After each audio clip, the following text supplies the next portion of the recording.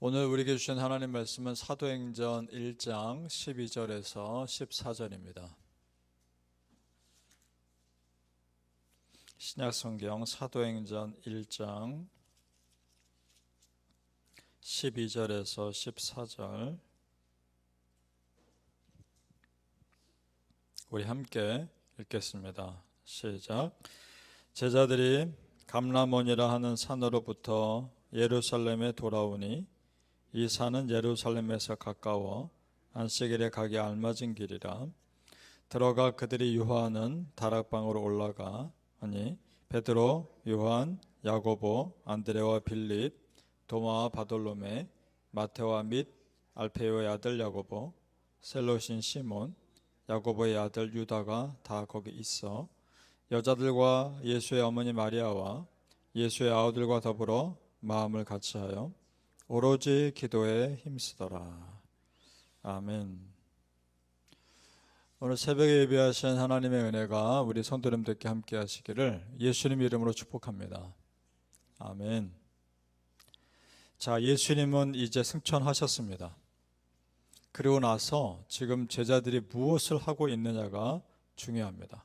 한 곳에 모여서 기도하고 있습니다.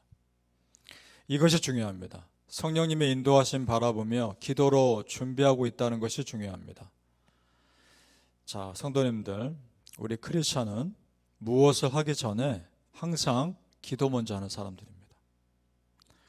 기도하지 않고 무언가를 했다면 그 기도하지 않은 것 때문에 문제가 생길 겁니다. 반대로 기도하고 충분히 기도하고 무언가를 했다면 문제가 생겨도 그 기도 때문에 문제는 풀려질 겁니다. 우리의 삶에 문제가 없을 수는 없습니다. 그러나 기도하는 사람과 그렇지 않은 사람의 해결 방법은 완전히 다릅니다. 제자들의 모습을 자세히 보죠. 13절 제가 다시 읽겠습니다. 사도행전 1장 13절. 들어가 그들이 유하는 다락방으로 올라가니 베드로, 요한, 야고보, 안드레와 빌립, 도마와 바돌로메, 마테와 알페오의 아들 야고보, 셀로신 시몬, 야고보의 아들 유다가 다 거기 있어. 자, 몇 가지를 볼 텐데, 첫째, 그들이 유하는 다락방이라는 표현을 주목해 봅니다. 그 제자들에게 익숙한 다락방인 겁니다. 그렇다면 아마도 예수님이 제자들과 함께 최후의 만찬을 했던 곳이 아닐까, 이런 추측을 해봅니다. 또는 부활하신 예수님이 제자들 모였을 때 그 부활하신 손과 못자국 보여주신 그 방이지 않았을까라고 추측을 해봅니다. 유대 지역에서 다락방은 작은 방이 아닙니다. 지붕 바로 밑에 있는 큰 홀입니다. 굉장히 많은 사람들이 모여서 모임을 가질 수 있었습니다. 그리고 또 주목할 표현, 다 거기 있어. 끝부분에 모두가 다 기도의 필요성을 알고 모여 있는 겁니다. 그러니까 예수님이 승천하신 후에 그 영적인 빈자리를 자기들 힘으로는 채울 수 없다는 걸 너무나 잘 알기 때문에 다 모여 기도하기 위해 준비하고 있는 겁니다. 그런 영적인 현실을 정확히 알고 있다는 것이 또한 중요한 겁니다. 그래야 기도를 정확히 하기 때문이죠. 그렇게 기도의 필요성을 잘 아는 사람들이 모였기 때문에 그 기도는 진실하고 뜨거웠을 겁니다. 자, 어떻게 기도했는지 보죠. 14절에 다시 한번 같이 읽어볼까요? 사도행전 1장 14절은 같이 읽습니다. 시작. 여자들과 예수의 어머니 마리아와 예수의 아우들과 더불어 마음을 같이하여 오로지 기도에 힘쓰더라. 이전 버전 성경에는 전혀 기도에 힘쓰더라, 그렇게 표현되어 있죠. 자, 거기에 보세요. 제자들만 있는 것이 아닙니다. 누가 있습니까? 예수의 어머니 마리아도 있고 예수의 형제들도 있고 여자들도 있다고 되어 있는데, 여기서 여자들은 막달라 마리아도 포함되어 있었을 것이고 예수님의 부활의 현장을 처음으로 목격한 그 마리아도 포함되어 있었을 거 아닙니까? 그러니까 누구보다 예수님을 진심으로 사랑하고 따르는 사람들이 다 모여 있는 겁니다.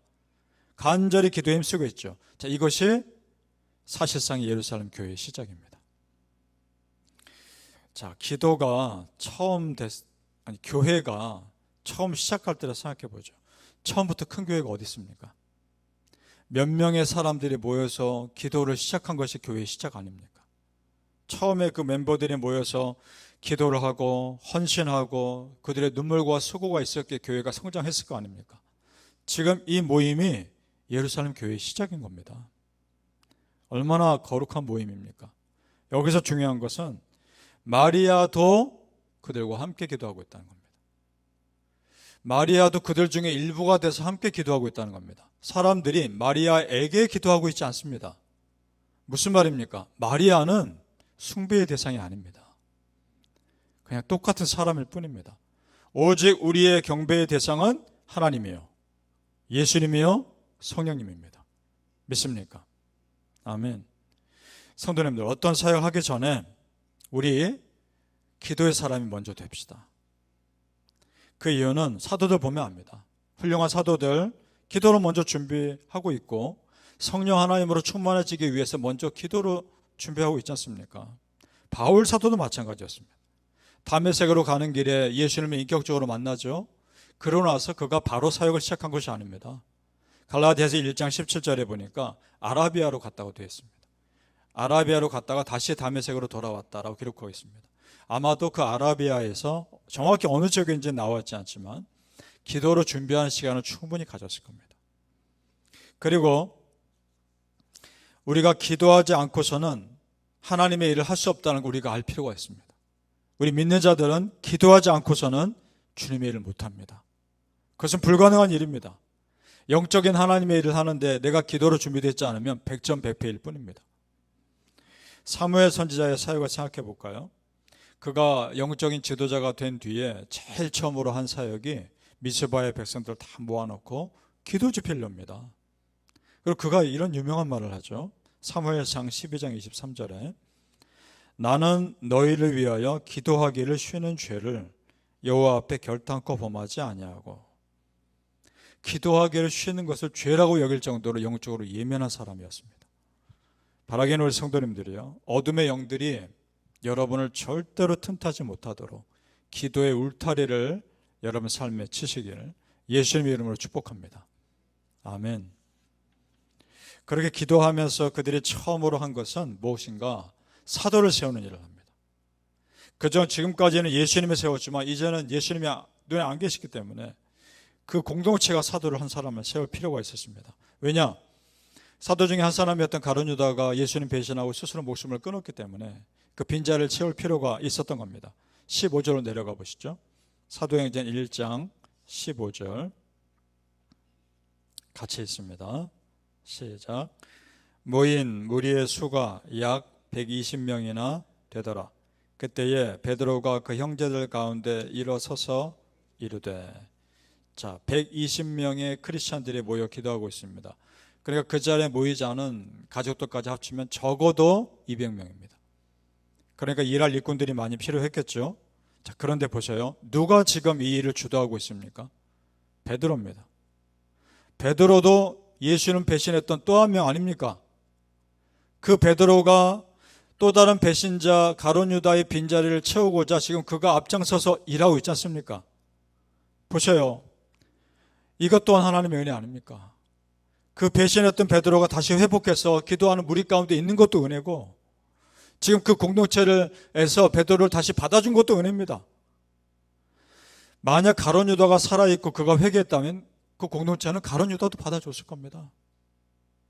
그러니까 지금 예루살렘 공동체는 하나의 교회를 시작하기에 부족함이 없어 보이는 공동체입니다. 자, 그러면 이제 누굴 세울 것인가?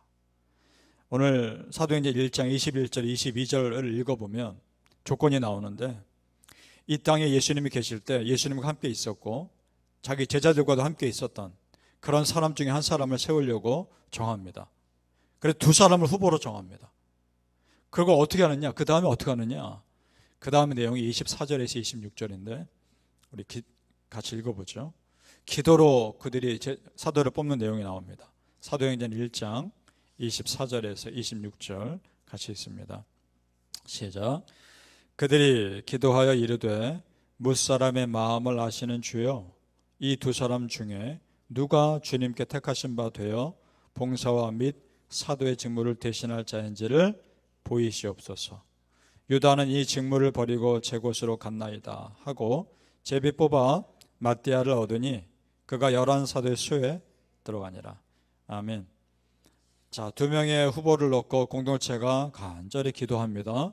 그리고 나서 제비 뽑아서 마띠아라는 사람을 사도로 뽑습니다. 자, 바로 이것이 오늘날 교회가 일꾼을 세우는 중요한 모델이 된 사례입니다. 지금은 제비 뽑는 대신에 대부분 투표를 하지만 실제로 어떤 교단에서는 제비 뽑아서 총회 일꾼을 뽑기도 합니다. 성도님들, 자 보셔요. 믿음의 공동체가 하나님께 기도한 후에 일꾼을 뽑는 이 모든 과정을 자세하게 성경에 기록하게 하셨습니다. 이것이 무슨 의미일까요? 이런 겁니다. 믿음의 공동체인 교회가 진실하게 기도하고 결정한 일에 대해서 하나님이 영적인 권위를 인정하신 겁니다. 교회 공동체에 하나님이 영적 권위를 인정해 주고 계시는 겁니다. 여러분, 교회는 그래서 소중합니다. 이 땅의 진실한 교회들은 그래서 하나님의 교회인 겁니다. 믿습니까? 하나님께서 교회에 주신 권위입니다. 그래서 교회는 먼저 기도 공동체가 되어야 합니다. 그래서 진실하게 기도하는 공동체가 되어 간절하게 기도하고 결정한 일에 대해서 교회는 사명감을 가지고 감당해야 합니다. 왜냐? 그래야 하나님이 주신 권위에 책임감을 가지는 겁니다. 하나님께서 주신 영적 권위가 너무나 귀하지만 그 권위를 지키는 방법은 간절한 기도입니다. 그리고 사명감 가지고 감당하는 겁니다. 바라기는 성도님들, 우리 교회가 그런 기도 공동체 되기를 축복합니다. 그리고 기도한 대로 사명 잘 감당하는 믿음의 공동체 되기를 또한 예수님의 이름으로 축복합니다. 아멘. 기도하겠습니다. 아버지 하나님, 초대교회의 모습들을 보면서 우리에게 도전을 주시니 참 감사합니다. 이 땅에 있는 교회가 사람들이 모인 곳이지만 그래도 하나님께서 너무나 귀하게 여기시는 믿음의 공동체임을 알게 하시니 감사합니다. 그 교회에 주신 영적 권위를 우리가 잘 간직해 가게 하옵소서. 정말 하나님께서 교회를 너무나 소중하게 생각하신다는 걸 알고 교회를 세우는 사람들이 되게 하옵소서. 이 땅에 주신 교회가 너무나 귀한 공동체고 귀한 하나님의 공동체임을 알게 하시고 교회를 진심으로 사랑하게 하시고 교회를 진심으로 세우는 믿음의 사람들이 다 되게 하여 주시옵소서. 감사하며 예수님의 이름으로 기도합나이다. 아멘.